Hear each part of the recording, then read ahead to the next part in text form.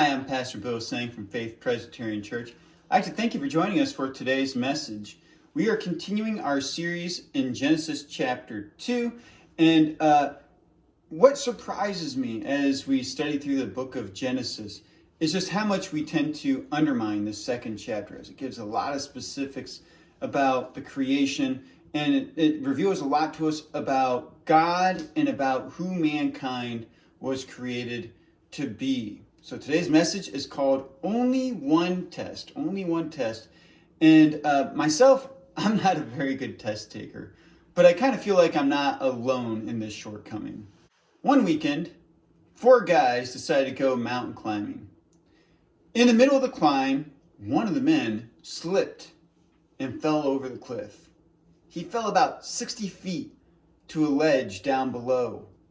His friends called out to him, "Joe, are you okay?"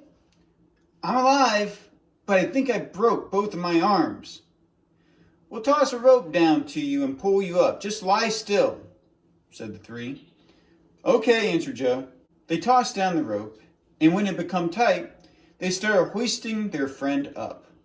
Well, about 3/4 of the way up, it finally dawned on them, so they asked, "Hey, Joe, if you broke both of your arms, how are you hanging on?" Joe responded, "With my teeth." This story gives the saying, "holding on by the skin of your teeth," a whole new meaning. So we're talking about one test, and this test is an eternal test, and it started with Adam and Eve. Now, as you know, Adam and Eve failed this test. They did not pass.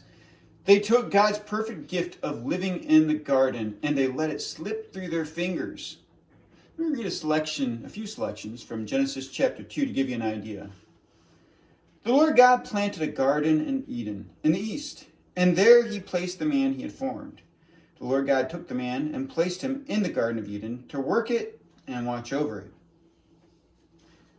Now, have you ever been given the perfect gift? Maybe it was your birthday or a holiday. You got exactly what you wanted, but something went horribly wrong. This year, Jaden got a remote control helicopter. From the moment he got it, he was flying it, and one day he decided to take it outside. It was a majestic scene as the helicopter lifted off the ground perfectly. Jaden seemed to be in complete control until the helicopter went up and up and up and up. And then something totally unexpected happened. We lost control of it. And then it flew over our roof, across the pond, past the woods, and through the horizon. Adam and Eve were also enjoying their gift, the Garden of Eden. Their needs were met in abundance. Lifetime supply of food, work that was fun. The only drawback was they were not allowed to eat from one tree, just one tree, the tree of the knowledge of good and evil. Let's read. "And the Lord God commanded the man, 'You are free to eat from any tree of the garden, but you must not eat from the tree of the knowledge of good and evil, for on the day you eat from it, you will certainly die.'" Now think about it. God told them where the tree was, what the tree was called, and what would happen if they ate from that tree. Now, would Adam and Eve use their freedom to honor God or to disobey him? Romans 5:14 answered that question. It says, "Death reigned from Adam to Moses." So Adam brought death into the world because he disobeyed God. He failed the test. Yesterday was a pretty big test for our 2nd and 3rd grade football team, the Huskies. Busy season started early for me, and because of that, I actually had to not make it to our football game yesterday, and I'm the head coach. So I had to call in a sub, and the sub I called in to take my place to coach and to throw the football for me was my wife, Melissa. Now, Melissa's never played in a football game before. She's helped out with the practices, she's thrown the ball with the boys, but never served at this capacity exactly. And so, naturally, I was anxious to hear about how things went. Jaden called me on the way back home from work, and this is what he said. He said, I scored my first touchdown today. So I said, great. Did anyone else score? So he said, well, I scored, Dane scored once, Will almost scored, and Cohen scored so many times I lost count. So I asked, what did you guys win? That was kind of a silly question, actually, because if you scored that many touchdowns, odds are you probably won the game. So I was very impressed with my wife, Melissa. So she told me more when I got home. She says she had gotten up at 4 o'clock in the morning, and from that time she couldn't stop thinking about the football game. She exercised, made up the roster for the day, and got to the field in time to join the kids in warm-up. She called the plays, threw the passes, and encouraged the players, and it all paid off. It was a test. Last week I mentioned how Jesus was tempted in the wilderness. This week, I want to tell you about a more important test that Jesus had to pass. It was the mission to die on the cross and to defeat sin and death for all time. Now we think about Jesus dying on the cross, and we almost kind of gloss over. We don't think about what all went into it. He really had to prepare his heart to do it. And I'm going to read from Matthew chapter 26 to give you an idea of what was going through Jesus' head as he prepared himself to take this journey to the cross.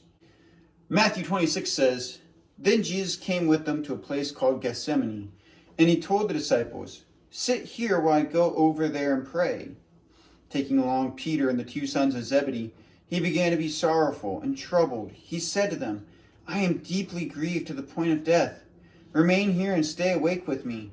Going a little farther, he fell face down and prayed, My Father, if it is possible, let this cup pass from me.